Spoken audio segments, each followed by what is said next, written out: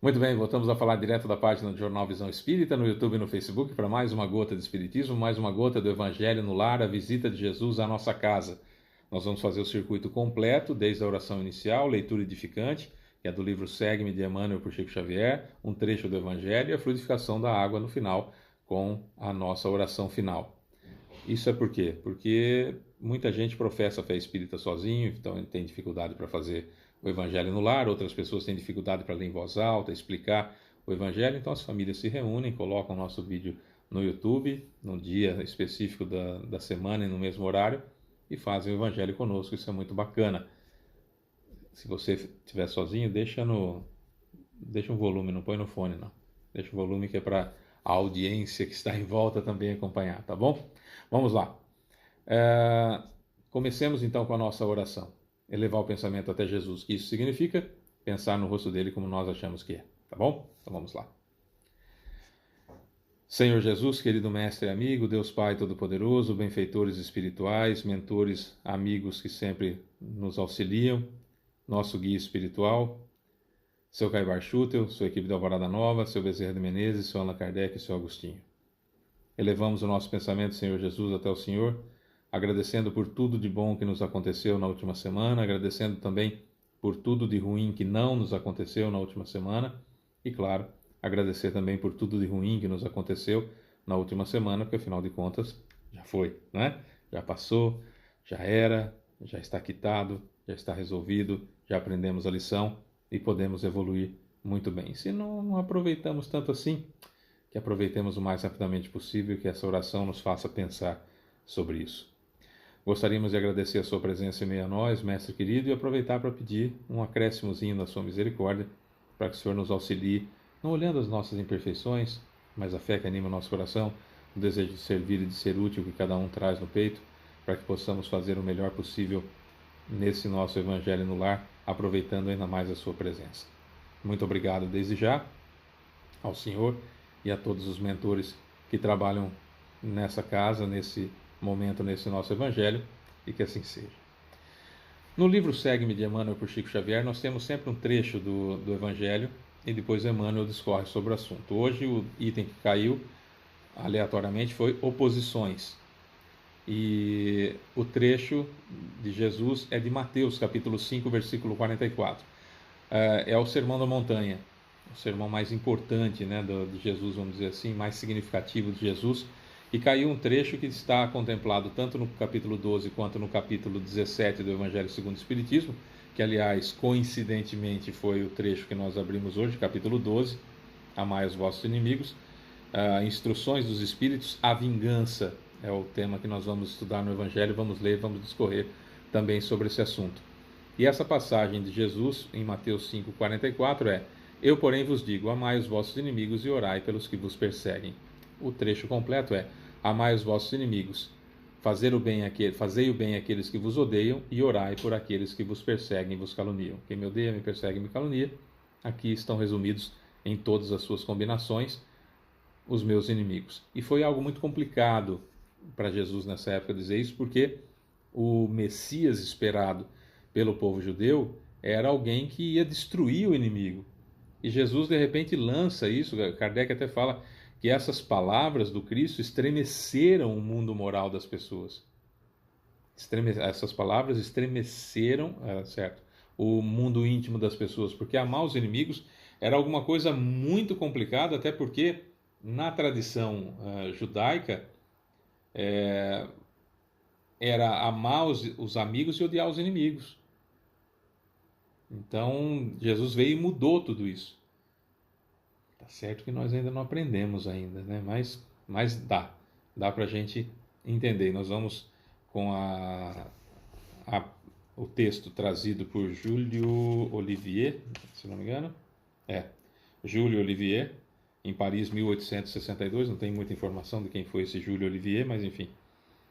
O fato é que esse trecho, a vingança, é extraordinário, como tudo que tem no Evangelho, e caminha junto com essa passagem que Emmanuel selecionou em oposições. E Emmanuel diz o seguinte: imperioso modifiques a própria conceituação em torno do adversário a fim de que se te apague da mente, em definitivo, o fogo da aversão.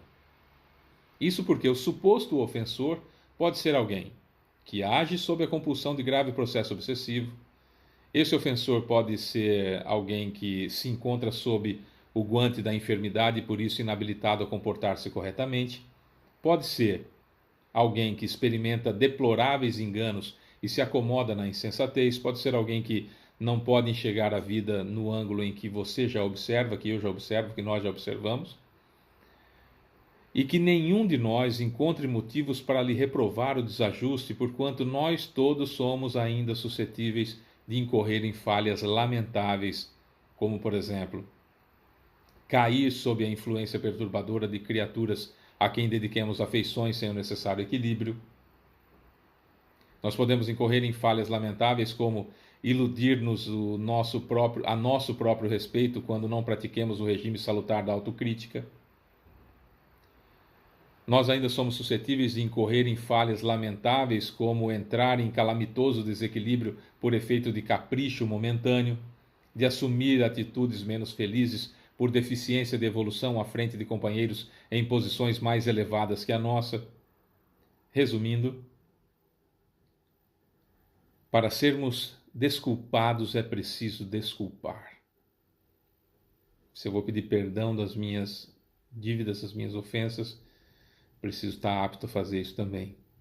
Reflitamos na absoluta impropriedade de qualquer ressentimento e recordemos a advertência de Jesus quando nos recomendou a oração pelos que nos perseguem. O Mestre, na essência, não nos impelia tão só a beneficiar os que nos firam, mas igualmente a proteger a sanidade mental do grupo em que fomos chamados a atuar e servir, imunizando os companheiros relativamente ao contágio da mágoa e frustrando a epidemia da queixa, sustentando a tranquilidade e a confiança dos outros, tanto no amparo a eles quanto a nós.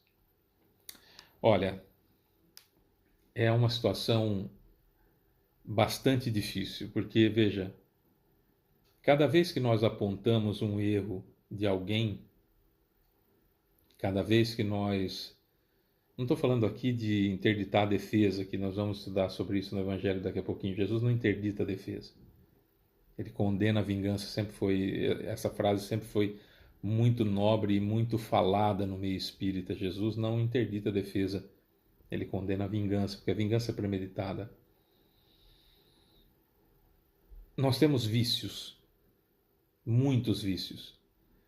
E dentre esses vícios, os que mais nos incomodam são os vícios de comportamento moral, que nós não percebemos. Daí a necessidade de transformação íntima, transformação moral, de autoconhecimento. Eu preciso me conhecer, eu preciso me ver, eu preciso me enxergar, eu preciso perceber aquilo que eu faço aos demais, para que, entendendo aquilo que eu faço aos outros, eu consiga uma certa forma de lutar contra essas imperfeições. Não digo ganhar toda vez, porque é impossível, mas lutar contra elas diuturnamente, a todo instante. Lutar contra essas imperfeições para que, de alguma forma, quando eu as vir em outra pessoa, quando eu perceber essas mesmas imperfeições em outras pessoas, eu entenda que aquilo faz parte de uma evolução que eu ainda não tenho e que estou lutando e que o outro também vai chegar lá. Porque a outra pessoa pode estar agindo sobre a compulsão de grave processo obsessivo, a pessoa pode estar obsidiada, ela pode estar doente, inabilitada a se comportar corretamente. Tem gente que quando está doente acaba se comportando de uma forma como se todo mundo fosse culpado. A gente tem que entender a infantilidade dessa pessoa, de achar que está padecendo por um mal e que todo mundo tem culpa e não ela. Porque a pessoa que está doente é a única responsável pela doença que tem. Evidentemente é assim que funciona. Né? Nós temos que tomar um cuidado danado, porque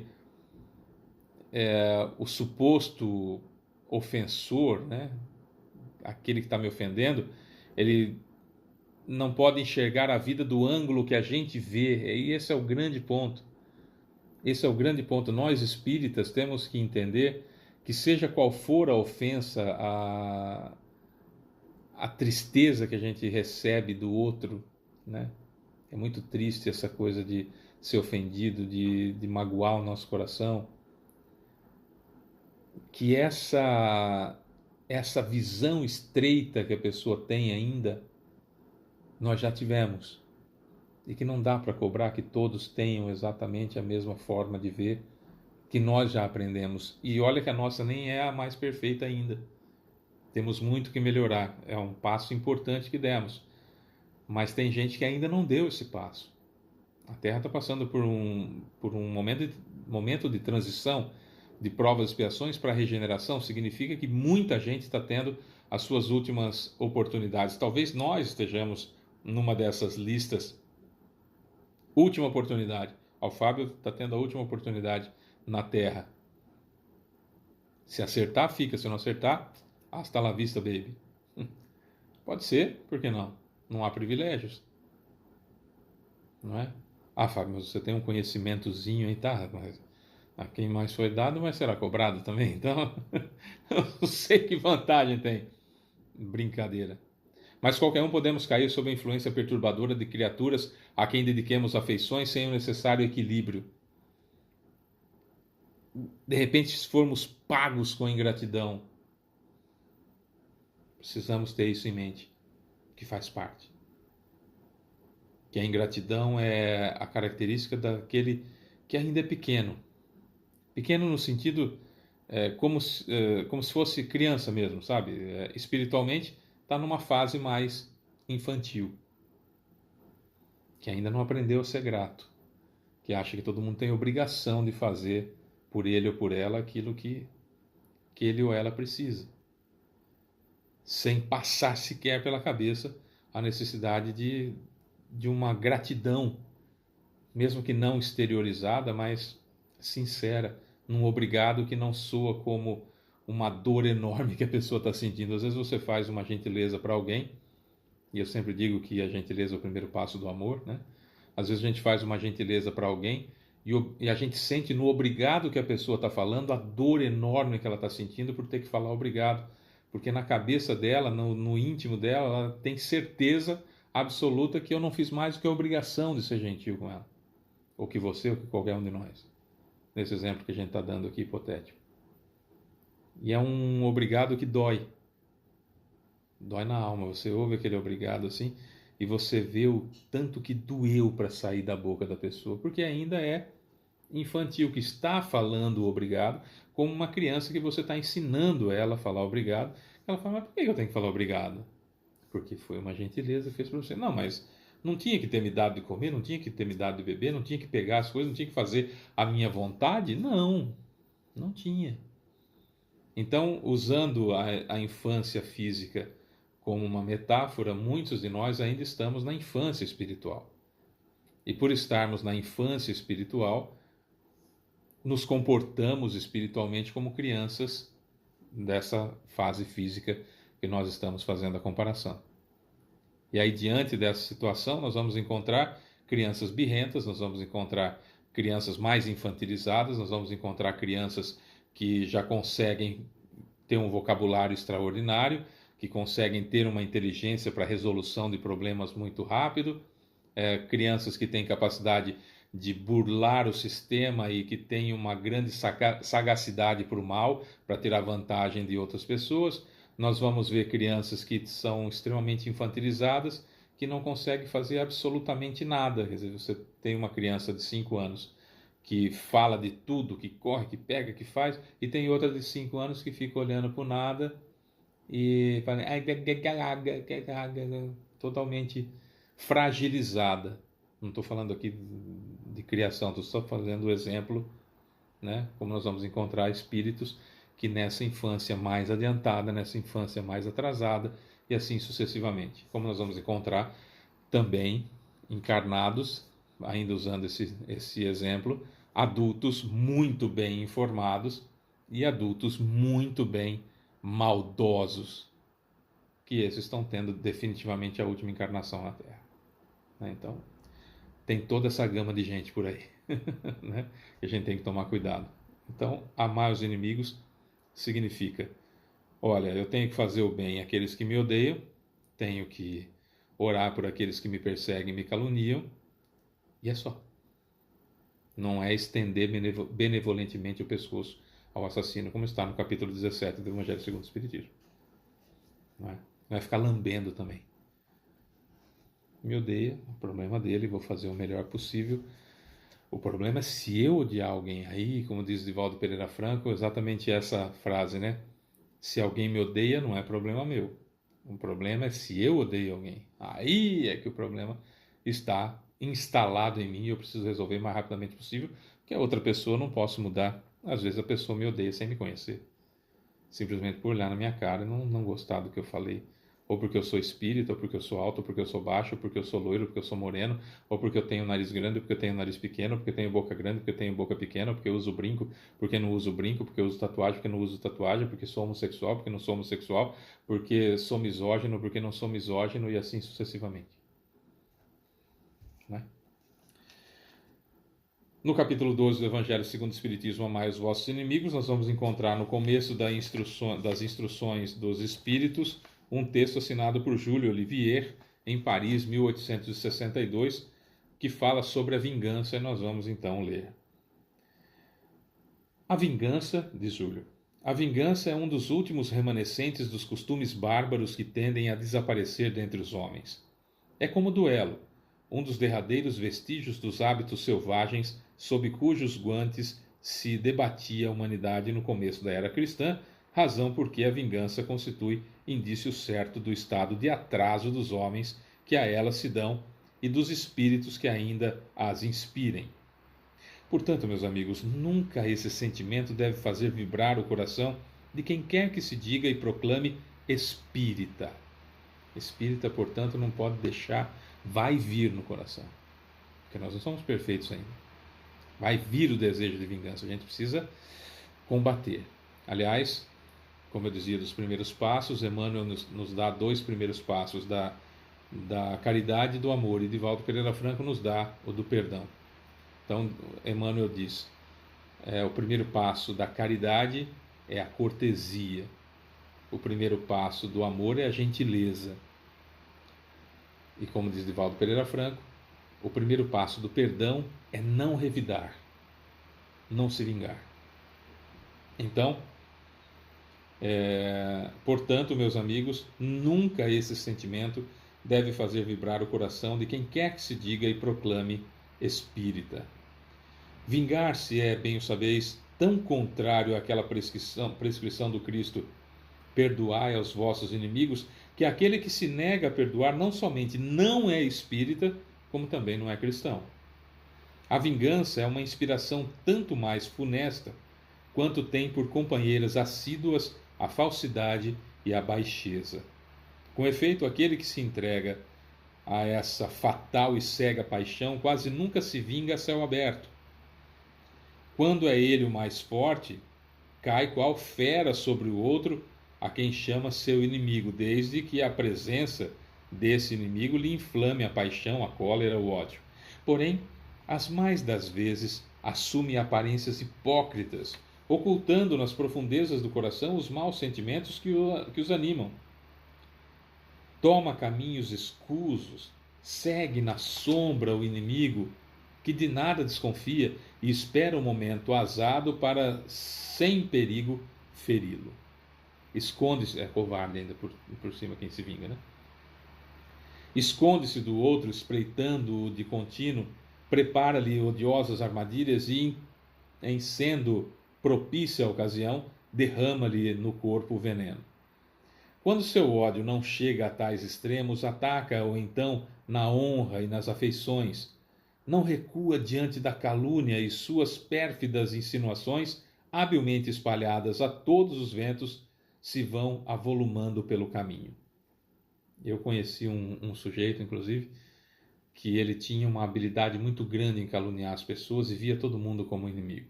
É um ser horroroso, né? Se não houver uma mudança significativa de rota de 180 graus, fatalmente não ficará na Terra. E esse sujeito ele tinha essa habilidade para caluniar. Então, se ele quisesse caluniar o Fábio, então ele ia dizer assim: nossa, o Fábio é meu amigo. Fábio é meu amigo. Tá ali uma pessoa que eu amo, que eu amo. Por isso estou muito triste porque ele fez isso.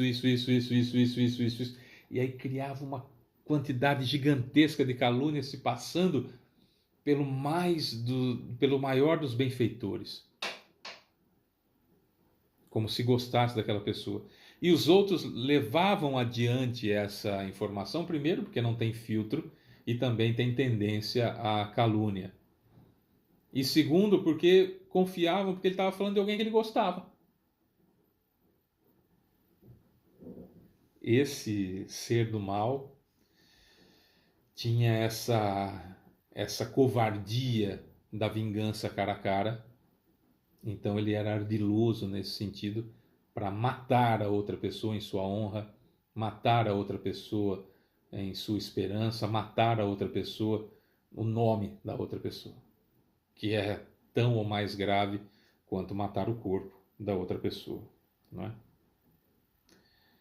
Em consequência, quando o perseguido se apresenta nos lugares para onde passou o sopro do perseguidor, espanta-se de dar com semelhantes frios em vez de fisionomias amigas e benevolentes que outrora o acolhiam. Né? Quando o perseguidor vai destruindo a moral da outra pessoa, quando essa pessoa chega no outro lugar, nos lugares, vai vendo no olhar incauto daqueles que acreditaram no Vingador, sente e fala: meu Deus, mas por que estão me tratando dessa forma? Não fiz nada. E olha como há pessoas que são caluniadas, que a gente não entende. A gente fala: meu Deus, por que tanto caluniam aquele sujeito? Está colhendo, né, bem? O que plantou, né? Caluniando os outros. Está sentindo na pele agora. Suporta, suporta. Não se vingue. Lute contra a tendência de vingar-se. Você vai conseguir. Isso é muito importante. O caluniado fica estupefato quando mãos que se lhe estendiam agora se recusam a apertar as suas. Enfim, sente-se aniquilado ao verificar que os seus mais caros amigos e parentes se afastam e o evitam. Ah, o covarde que se vinga assim é 100 vezes mais culpado do que o que enfrenta o seu inimigo e insulta em plena face, que já é ruim. Imagina o covarde que faz tudo isso por trás. Fora, pois, com esses costumes selvagens, fora com esses processos de outros tempos. Todo espírita que ainda hoje pretendesse ter o direito de vingar-se seria indigno de figurar por mais tempo na falange que tem como divisa: fora da caridade não há salvação. Mas não posso deter-me a pensar que um membro da grande família espírita ouse jamais de futuro ceder ao impulso da vingança, senão para perdoar. Júlio Olivier, Paris, 1862.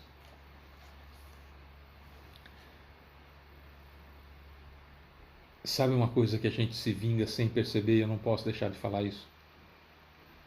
No vitimismo. Toda vez que eu me sinto vítima, eu destruo a moral da pessoa que eu senti que me vitimou. E não importa o grau de parentesco que essa pessoa tenha com você, ela está matando a sua moral. Afaste-se dela. E lute contra o desejo de se vingar, porque vai ser muito forte no seu coração. Quanto mais estreito é o laço de parentesco, mais você vai sentir vontade de se vingar, porque você vai se sentir muito machucado.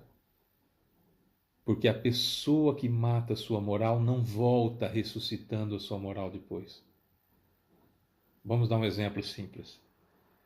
Eu sou vitimista, por exemplo. E a Elaine, minha esposa, fala alguma coisa para mim que me deixa magoado. Me senti vítima do que ela falou. Então, para todas as pessoas que eu me encontrar, eu vou falar o quanto a Elaine me machucou, o quanto a Elaine me fez mal, o quanto eu fiquei ruim porque a Elaine me falou isso, O quanto eu fiquei ruim porque a Elaine me falou aquilo. Onde já se viu ela me fazer uma coisa dessa? Eu que amo tanto e agora estou sendo tão maltratado, tão magoado.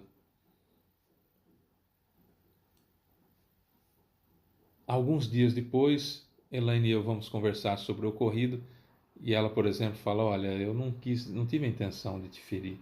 Naquele momento eu estava passando por uma situação assim, assim, me perdoa. E como eu a amo, embora vitimista, mas como eu a amo, a gente se entende, fica tudo certo, fica tudo legal. A gente entende, depois de muitos anos de casamento, a gente entende que as pessoas têm os seus momentos difíceis, que às vezes se prolongam, mas existem. Eu não volto falando para todas as pessoas que a Elaine me pediu desculpas. Eu não volto falando para todas as pessoas o quão maravilhosa ela é. Eu não volto falando para as pessoas que eu já caluniei a Elaine, que eu já me fiz de vítima. Eu não volto para essas pessoas corrigindo aquilo que eu disse. E eu matei a reputação da Elaine com todas aquelas pessoas. E aí o que vai acontecer? Quando a Elaine estiver comigo e eu em contato com essas pessoas, que eu matei a reputação dela, essas pessoas serão frias com a Elaine. Essas pessoas serão indiferentes com a Elaine. Essas pessoas serão até, dependendo da sua evolução, até malcriadas com a Elaine, até quererão dizer verdades na cara da Elaine. E me chamarão de trouxa, porque de todo o mal que ela me faz, como que eu posso continuar junto ainda? Tanto encarnados quanto desencarnados. Porque eu, vitimista, persegui e caluniei, nesse exemplo que eu estou dando, a minha esposa, sem perceber, por um vício de vingançazinha, de criança mimada, birrenta, que não pode ser contrariada. Isso pode ser sua mãe que faz isso com você. Isso pode ser seu pai, pode ser seu irmão, pode ser sua irmã, seu filho, sua filha, seu primo, seu conhecido, seu chefe, seu colega de trabalho. Preste atenção. Mas principalmente, podemos ser nós dessa forma. E aí precisamos prestar mais atenção ainda, não é? É isso. Elevemos o nosso pensamento até Jesus agora para a fluidificação da água, já foi fluidificada pelos mentores, mas agora a gente vai finalizar na oração. Precisa esticar a mão? Não. Precisa abrir? Não. Tal e coisa e tal. Vamos lá. Senhor Jesus, querido Mestre e amigo, Deus Pai Todo-Poderoso e benfeitores espirituais, nomeados e não nomeados, muito obrigado pela presença, pelo carinho, pela oportunidade, pelo acréscimo de misericórdia, Senhor Jesus, principalmente, e pela fluidificação da água, que agora, em pensamento, nomeamos quem nós gostaríamos que recebesse as benesses de cura perispiritual e física, se for possível.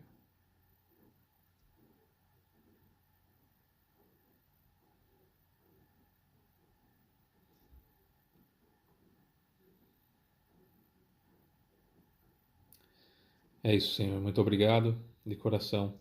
Até a próxima semana, se Deus quiser. Que assim seja. É isso, meus amores. Beijo pra você que fica. Tchau.